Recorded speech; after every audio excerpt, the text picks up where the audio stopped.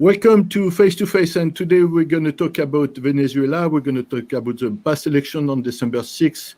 We're going to talk about what's going on with the assembly, with the government today. We're going to talk about what the work has been done by the opposition also. And I'm with Teri from Cold Pink. Thank you very much to be on Face to Face, and welcome. Well, I'm so pleased for the invitation. I'm really happy to join this conversation with you. I'm joining you live from Caracas at the moment. So I'm really happy to be able to share you news directly from Venezuela. As you know. So maybe you can give us a sense of what do you do for Cold Pink? How did you get involved very briefly? And so we can move to the more political side. To the heart of the matter. Yeah, exactly. So I am one of 3 Latin America campaign coordinators for Code Pink. My work in Latin America started many years ago. I was first introduced to Latin America when I was in activism when I was in the 6th grade, which was many years ago. So it's been a lifelong passion of mine. You know, sometimes some portions full-time, some portions as you've had time and money to be engaged. But with Code Pink, I'm fully engaged with Latin America. Most of my recent work has been in Venezuela. This particular trip, this electoral delegation trip, is my 15th or 16th delegation to Venezuela. My 3rd electoral delegation to Venezuela. So I'm so pleased to be able to share the experience with you. Yeah. So tell us a little bit what happened in December 6th, and then so we can go deeper. But I think people need to understand a little bit what the election were, and then what happened. So December 6th was the Asamblea Nacional elections, National Assembly elections, which for U.S. audience would be similar to our midterm elections for Congress and Senate. So the presidential election for Venezuela was May of 18, and the National Assembly election was this year. I was here for the prior rotation of National Assembly elections, December of 15, back for the presidential elections, May of 18, and now here for this cycle of the National Assembly elections. The biggest thing that people in the U.S. should understand is that the National Assembly session that Juan Guaido was supposedly the president of and stood up and declared himself president of Venezuela, that session of the National Assembly expired on Sunday, and a whole new assembly has been seated.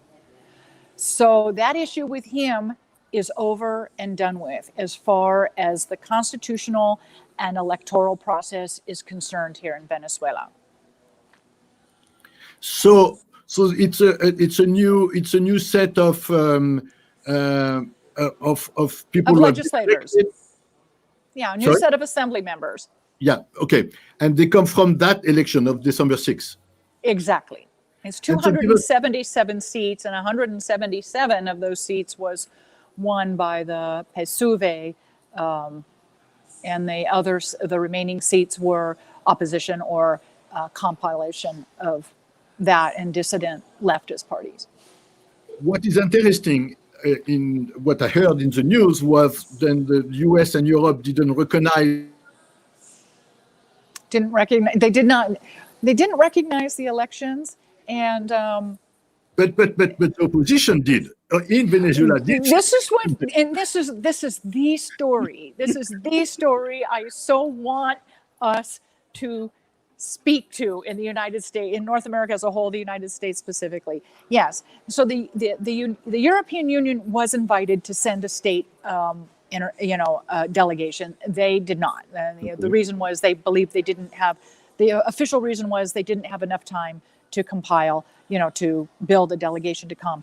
There was a delegation from the European Union here. Social movements and a few EU deputies were part of that delegation, but it was not an official state delegation. Okay. But what was really interesting, and I think for me the biggest takeaway, was that segment of the Venezuelan opposition that did participate, the majority.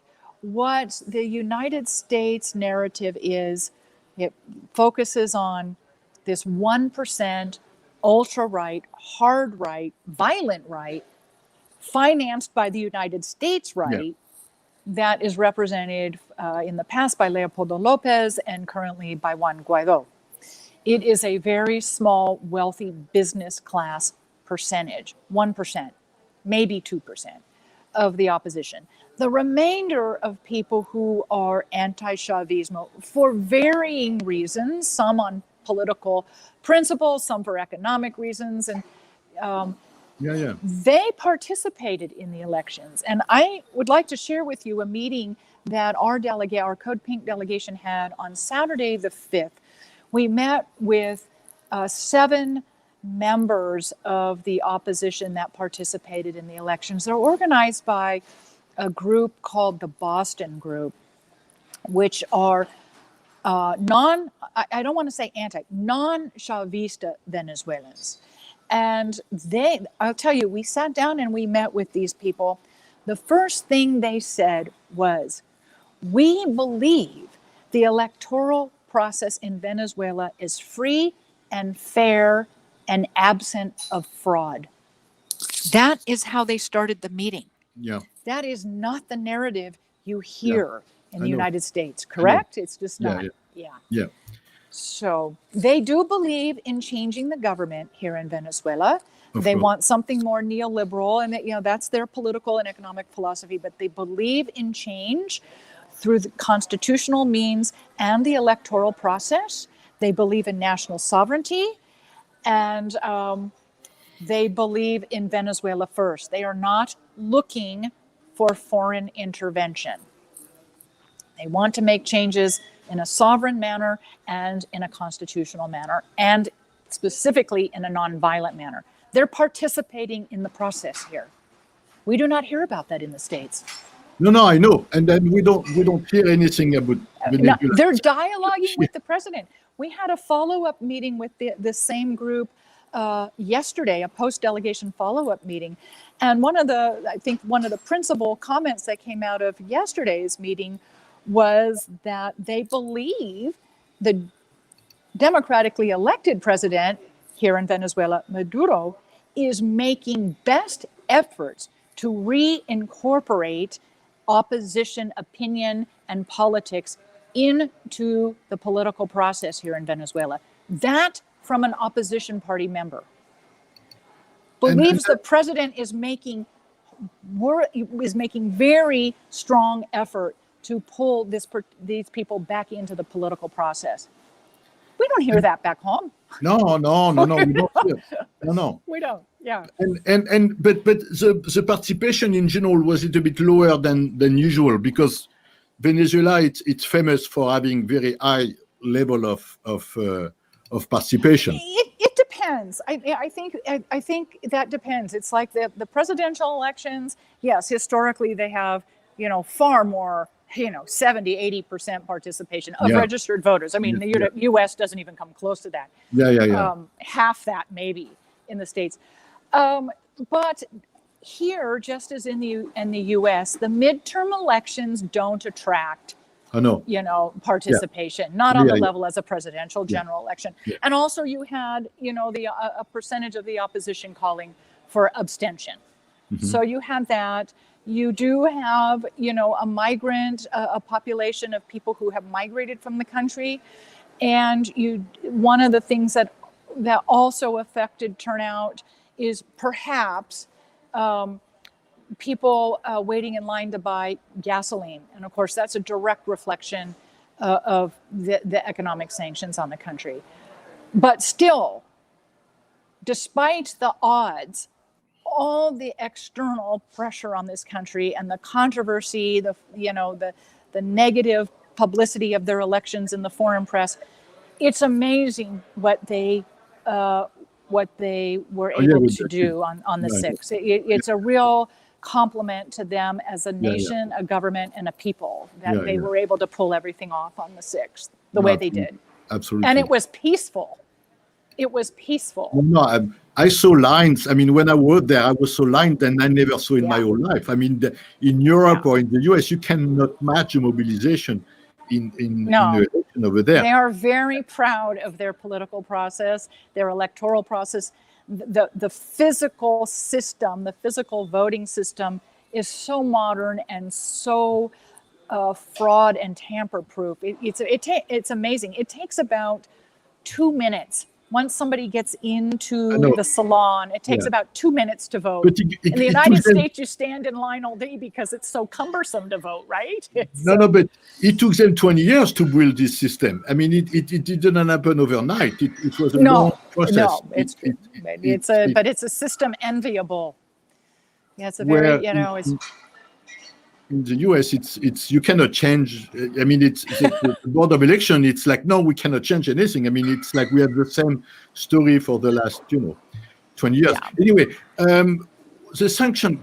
Do you want to talk a little bit about the sanction briefly? How does it affect the life of people and linked to the COVID-19 pandemic? Just to it's two things, and yet it's commingled as well. For me personally, in more recent years, I would say the last 5 years, certainly since I brought a delegation of 20 here in July of 2015, and that delegation was in direct response to the Obama executive order declaring, that was March 9 of 2015, where he issued an executive order declaring, Venezuela a national security threat, and that's when the sanctions regime really started getting some oxygen and taking off.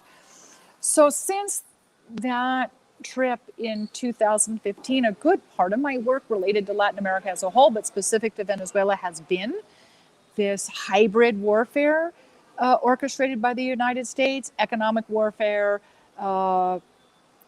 Sometimes even a bit military.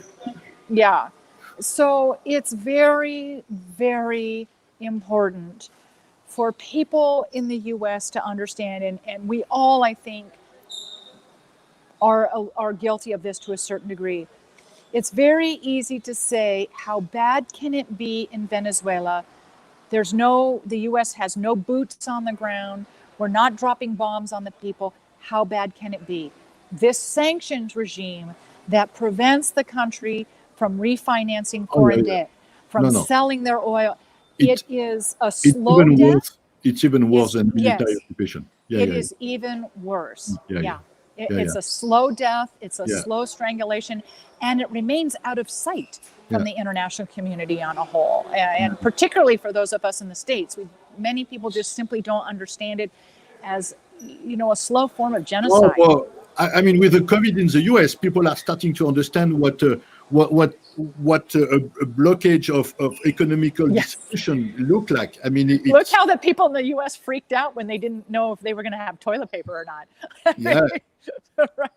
No, and now they have to do a queue of hours to get food, and it's within unemployment, and the fact that the Congress is not passing any law to support them. It is getting very, very complicated for people to even get basic. So we can understand what a sanction look like now.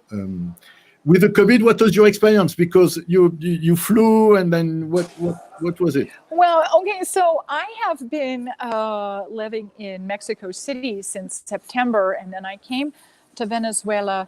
I think I traveled the night of the 2nd, arrived on the 3rd, I believe. I left Mexico, and in order to participate on this international delegation, we were required to have a negative PCR test no more than 72 hours old prior to arrival. So we had to have that to get our boarding pass to come to Venezuela, and we had to have that test to present when we came through immigration in Caracas. But in addition to that, before we were allowed to board the plane in Mexico, every single passenger, in addition to presenting a negative PCR test, no more than 72 hours old, we were all required to have a rapid test, a little prick of your finger where you have a little blood drawn. And I think it takes 15 minutes to get the results.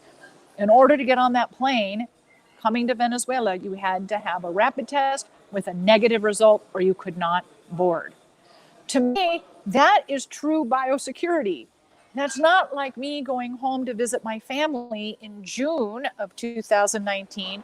I traveled from New York City, a hotbed of COVID-19, or supposedly. I traveled to Sacramento, California. There was no health requirement to board the plane. There was no health requirement to get off the plane in California. And yet the entire state was in a full lockdown. And it's still the same today. And it was thousands of flights for Thanksgiving. And it was nowhere. You cannot get his coffee are closed, restaurants were closed. I mean, exactly. And so it's really, you come here for me. It's absolutely a weird, very weird situation. Here it's for real. The biosecurity is real. And everybody complies. And you can physically see it, and there's restrictions to what's open, but right now it's fairly free to move around society. But the biosecurity is very real. It's very strict. It's serious, and you can actually believe there's something happening and not just propaganda around it. So we're going to close very soon. Do you have anything you want to plug? Anything you want to for people to know about what you're doing, or about Cold Pink in general? Or I would ask all of you to, follow our website at codepink.org. We have a fantastic radio program every Thursday, 11 a.m. Eastern on WBAI New York City, WPFW Washington, D.C., as well as Code Pink YouTube. You can catch all of our webinars that we do on subjects affecting, the anti-war movement, anti-interventionism, and many Iran, Latin America, U.S. Our YouTube channel is a great source of information, as well as our website, codepink.org. And I would also really encourage people to, in the States particular, to be very, very open to alternative narratives coming out of Venezuela and not just follow the State Department and mainstream media narrative. The news here is very different in reality. Thank you so much, Teri. That was a very pleasure to have you. Thank you so much. Thank you so much. Thank you for the invitation. A real pleasure to speak with you this evening. You take care. That was your show Face to Face, and keep please watching your news on presenza.com, and please subscribe to the Face to Face show on YouTube and Facebook. Thank you very much, and hope to hear from you very soon. Thank you.